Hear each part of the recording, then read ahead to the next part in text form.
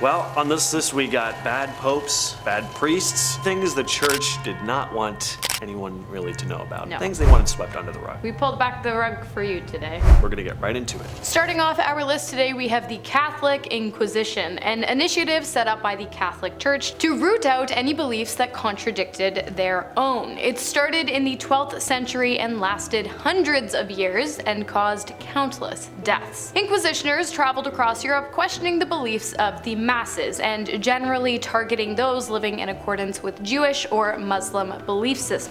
But not only were the Inquisitioners inquisitive, they were quite particular as well. There was only one acceptable answer to their questions about God and religion. If an answer was given that fell outside of the parameters of the Catholic belief system, a person would be accused of heresy, going against the church. The accused would then be tormented until they either changed their minds or died. Methods of torment included flogging, burning, having your limbs stretched apart, and being straight up set on fire to burn to death. In total, over the 200 years in which the Inquisition persecuted the peoples of Europe, over 32,000 executions took place. Next on the list we have the Banquet of Chestnuts, which sounds pretty innocent, but it was actually a very scandalous affair, especially seeing as the Pope was in attendance. Caesar Borgia, son of Pope Alexander VI, held a supper at the Papal Palace on October 30th, 1501. Along with all the guests, there were about 50 courtesans for entertainment.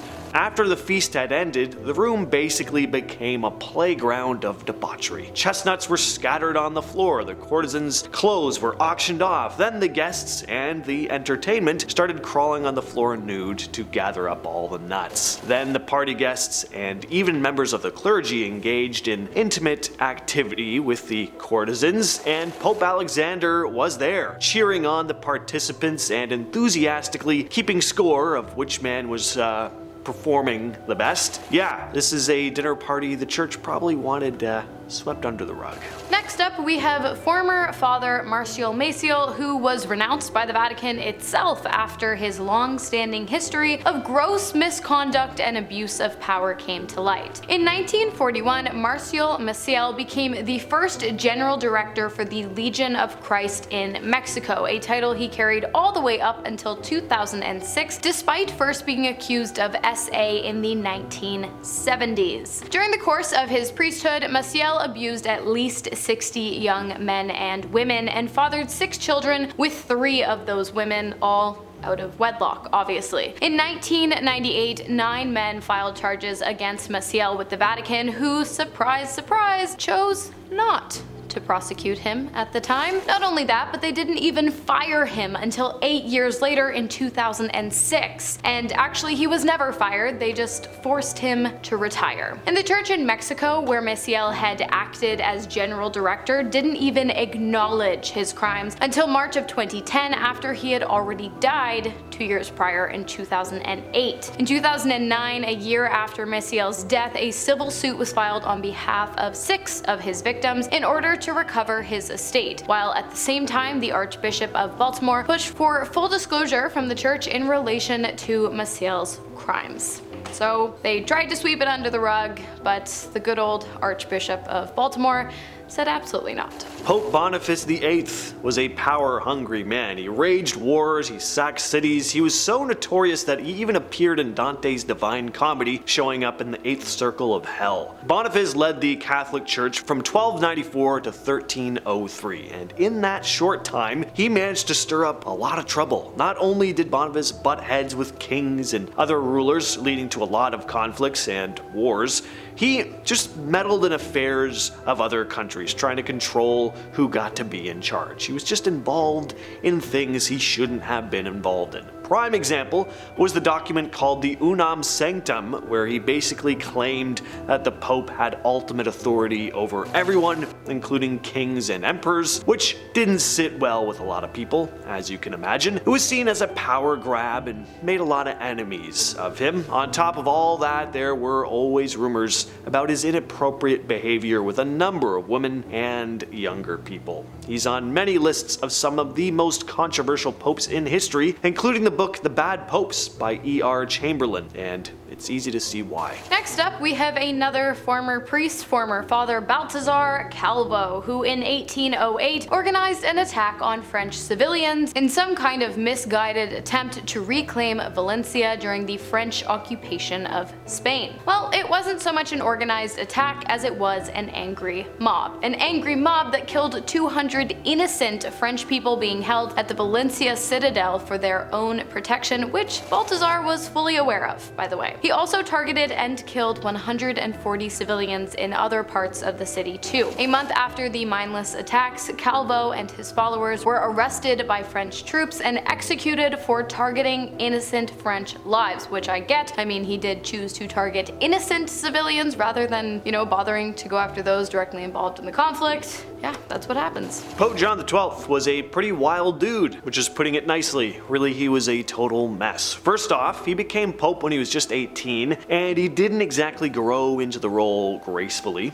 He was known for living a pretty scandalous life. He was into all sorts of vices like gambling, drinking, and even reportedly turning the papal palace into a brothel. So yeah, not exactly the kind of image the Catholic Church wanted to uphold. John XII also had a reputation of being pretty corrupt. He'd sell positions within the church for money and even plundered the Vatican treasury to fund his lavish lifestyle. And then there's the whole thing about him allegedly having affairs with married women and even his own sisters. Yikes. Anyway, a husband caught the Pope in bed with his wife and beat him up so badly that Pope John died just 3 days later from his injuries. But you know what, at least he went out with a bang. Next up, we have the former Father Gerald Robinson, aka the Nun Killer. In 1908, Robinson was the chaplain at Mercy Hospital in Toledo, Ohio, where he ministered the sick and terminally ill. He worked alongside Sister Margaret Ann Paul, the caretaker of the chapel. Things at the hospital were pretty routine until one day Sister Margaret Ann was found dead at the age of 71. Not just dead, but she had been killed in an incredibly gruesome way too. She had been impaled with a large blade in the chapel of the hospital 31 times. Not only that, but 9 impalements were strategically placed to create the shape of an inverted cross on the woman's body. Her body was then arranged to make it appear as though she had been SA'd, and an altar cloth was placed on top of her. All clear indicators that the killings were part of a satanic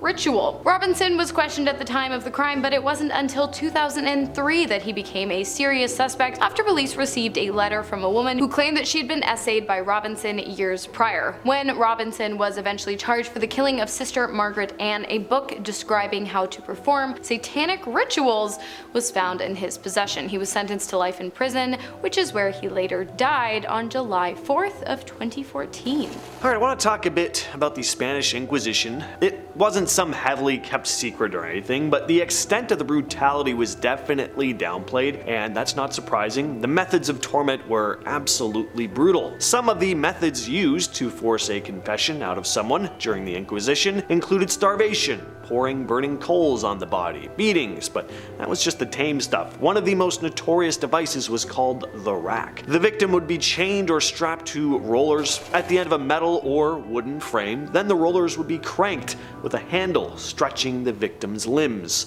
Not only would it be incredibly painful, but if it was taken too far, sometimes the limbs would be torn off completely, and that wasn't even it. While on the rack, having their limbs slowly pulled to the point of dislocating, inquisitors were usually using other tools on various parts of the body to cause extra pain and harm. Pretty horrific, and if a confession of heresy wasn't extracted, and the person didn't die during the torment and interrogation, they could receive life imprisonment or a death, often by being burnt at the stake. Next up, we have yet another disgraced and former priest. This time it's Juan Severino Mallari, the first ever Filipino serial killer. In 1785, he began serving as a parish in Magalang, Pampanga, during which time he began to believe that his mother was cursed, which he claimed is what led to his ultimate unraveling. Severino believed that he could cure his mother by ending the lives of others, and so he did exactly that, killing 57 individuals throughout his lifetime. In 1826, he fell ill quarrel, which led to an attending priest entering into Mallari's home